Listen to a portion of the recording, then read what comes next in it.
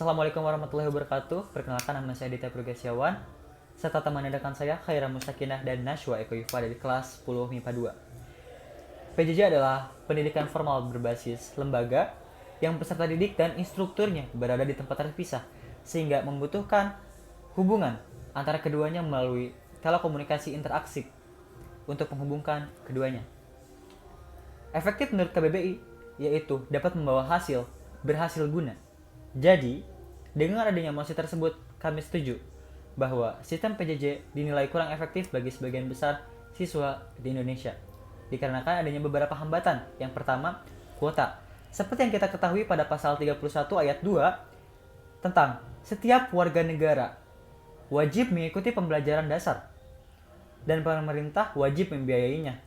Kuota belajar yang diberikan dari pemerintah tidaklah cukup bagi sebagian besar siswa dikarenakan ada beberapa siswa yang menggunakan kuota tersebut tidaklah baik. Seperti menggunakan kuota tersebut untuk main game, nonton film, dan yang lainnya. Sehingga kuota harus dibeli lagi oleh siswa tersebut sendiri menggunakan uang mereka. Yang kedua, jaringan.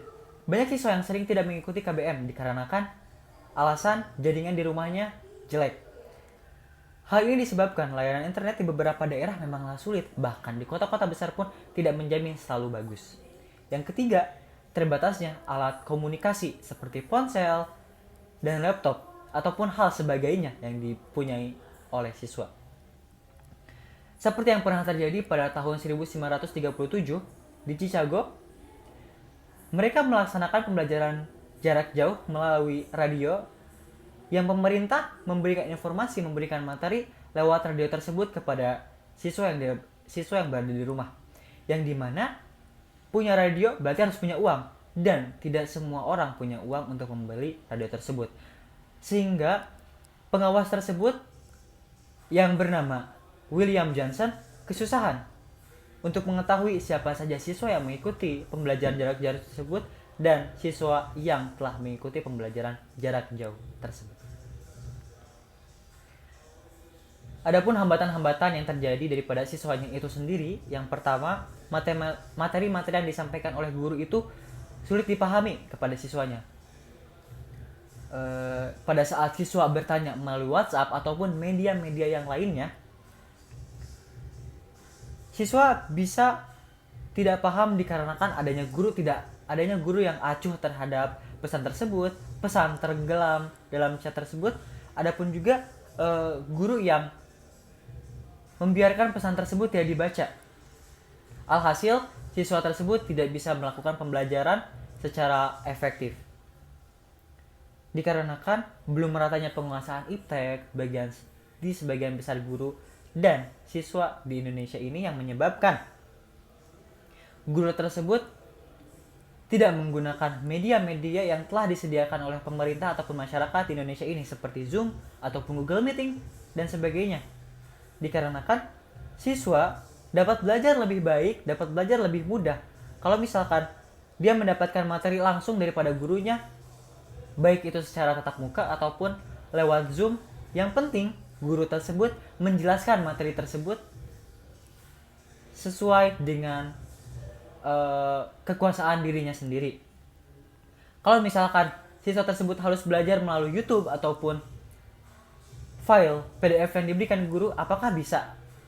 Emang mudah buat mempelajari ataupun memahami suatu pelajaran dari media tersebut? Dikarenakan yang pertama, YouTube. Kalau misalkan kita nggak ngerti tentang materinya, kita bertanya lewat apa? Misalkan lewat comment section. Emangnya si kreatornya bisa ngebaca dan langsung menjawab di situ? Enggak kan? Ataupun memahami file PDF.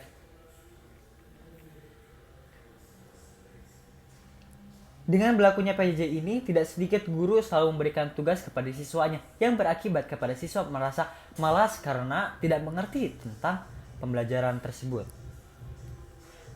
Terdapat bukti-bukti yang ditemukan masalah psikologis tertinggi yang ditemukan berdasarkan keluhan dan hasil diagnosis oleh psikologis klinis, yakni hambatan belajar khususnya untuk anak-anak dan remaja di Indonesia sebesar 27,2%.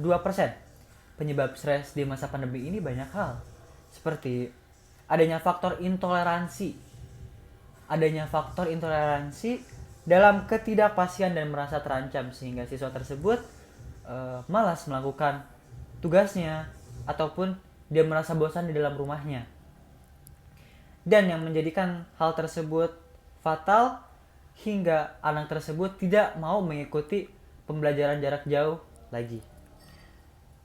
Berdasarkan survei yang dilakukan KPAI, Komisi Perlindungan Anak Indonesia pada tanggal 13 sampai 21 April tahun 2020, dalam 20 provinsi, 54 kabupaten atau kota, 79,9% diantaranya sistem PJJ itu sangat tidak efektif.